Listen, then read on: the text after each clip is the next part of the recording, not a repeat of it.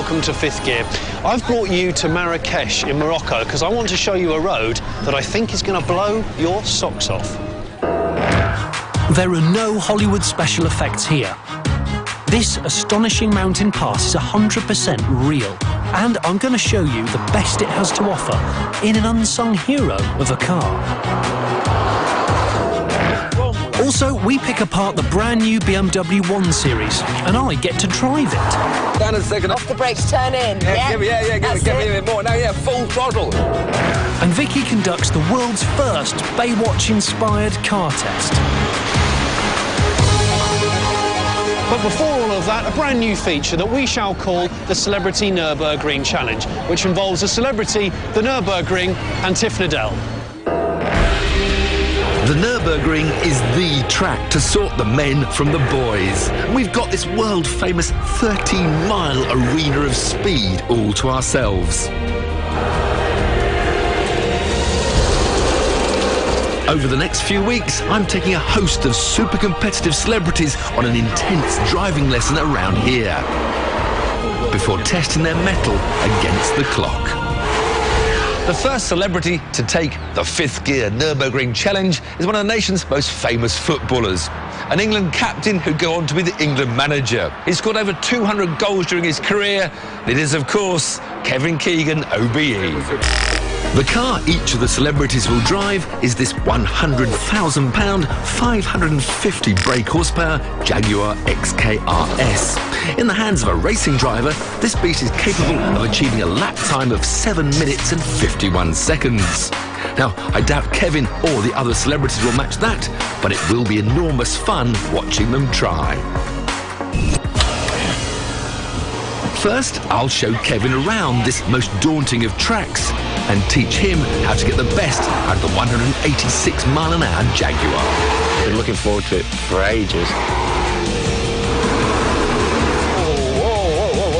You like a bit of slide, don't you? Kevin loves his cars, but hasn't had the glamorous motors you'd expect of a sporting icon. Surely when you were a youngster, you had all the Ferraris. Morris 1100 off my Uncle Frank. Then I got a Capri when I got to Liverpool. I had a bit more money. And we got round the first kilometre, and I thought to myself, it's 20 kilometres round it.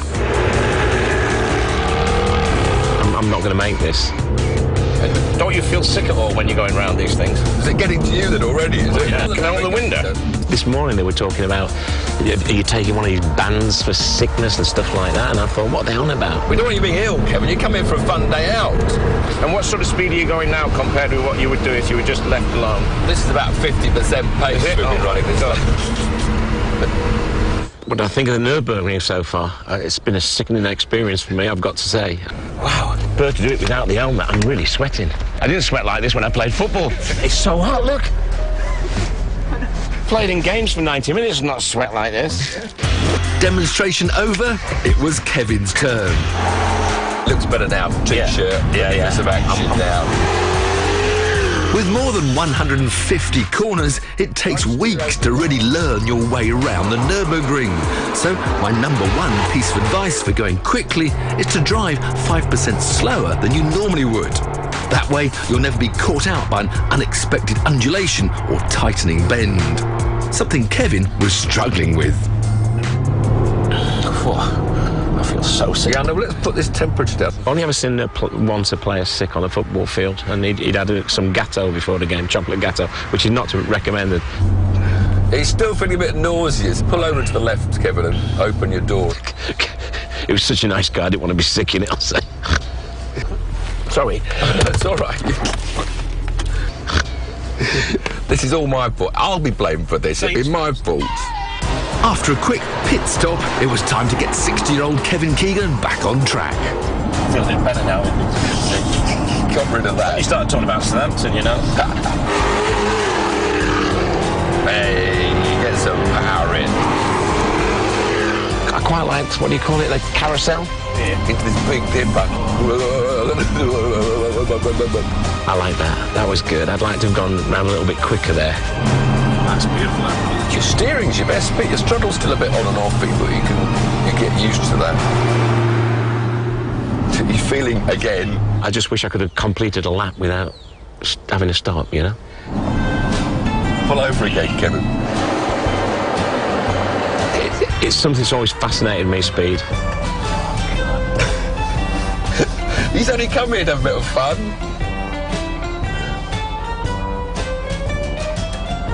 I don't think at 60 my career's going to go anywhere. I think one lap might be enough, Kevin.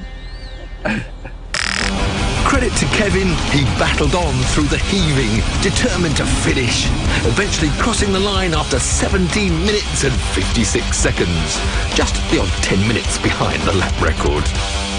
I've got to be honest, it will be one of the slowest laps around there, having stopped twice to be sick. It's a wonderful track from what I've seen of it, and like you say, Nice to stop grass a couple of verges. times and have a look. Yeah, it was worth especially with a... Yeah, it's unbelievable. Yeah, wonderful experience, and it's something I'll remember the rest of my life. Next up, the fifth gear team test, where we all have an argument and give a verdict on one important new car. Today, the team tested the new BMW 1 Series. This new version of BMW's smallest car costs from £18,000 to £26,000 and aims to mix sportiness with comfort. I don't even need to say anything. All I need to do is this with my nose. The front looks like that. It doesn't look menacing and it doesn't look pretty. Well, I know that the front is a bit controversial, that some will like it, some won't. This car is a little bit of a munter. It's got some of the most stylish rims. He needed his glasses on this occasion. Boots Looks good. Couple of nets, dear dinette. She does crop up. I don't actually use boots frightfully often, so I'm not a boot expert. Tiff is, though. Previous would criticise the boot space was small, yeah. rear legroom was bad. The car is apparently now bigger, it's got more accommodation. Yeah, I'm kind of bored already, though. We'll let you drive. How about that? Maybe now you'll be happy. Fair cop. Getting in the 1 Series is very pleasant because it means you don't have to look at it. Jonny, is that your driving position? Yeah. I've got more legroom. Yeah, this is just right for Are me. you sure? I love the red stitching, and I really like the coloured metal at the front that they use on the dash.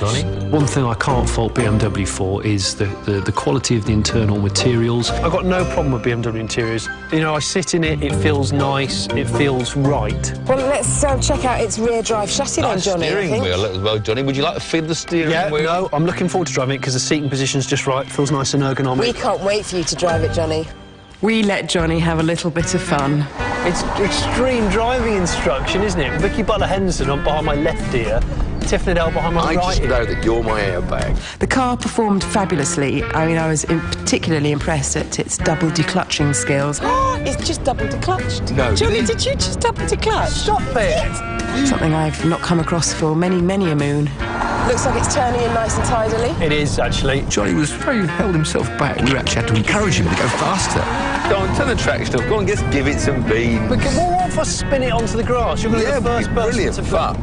He wasn't using all the road, he wasn't using all the revs. We had to give him a bit of a push. Get your hand off the gear, back on the steering wheel. Stay in third, stay in third. Third? Really? Defo. To drive, the 1 Series is exceptional. Really nice balance. Look up, look ahead. Power, power, power. Confidence inspiring. Stay in second, let it rev, let it rev. The steering's weighted right. Give it some that way. Good boy, beautiful. And the gear change is one of the most satisfying manual boxes you'll find. What's the hand doing on the gear lever? Not in the red line yet. We were all really impressed, actually, with the ride quality and the handling. Lovely smooth touch. Have I? Thank you have. But me and Vicky both thought the looks were unacceptable. They really were. It's like going out with a girlfriend who's got a wonderful personality, but she smashes mirrors when she looks in them. After a rigorous road test, we'd made up our minds. The scores are in. I'm not a big fan of its looks, but once you're behind the wheel, hey, it's a rear-wheel drive machine that handles brilliantly. And I'm going to give it a 7. It looks like a number 2, but I'm going to give it a number 6. And the new 1 Series has got a better ride quality and more space, and I love its looks, so I'm going to give it 9. OK, so maybe I am in the minority about its controversial styling, but funny face or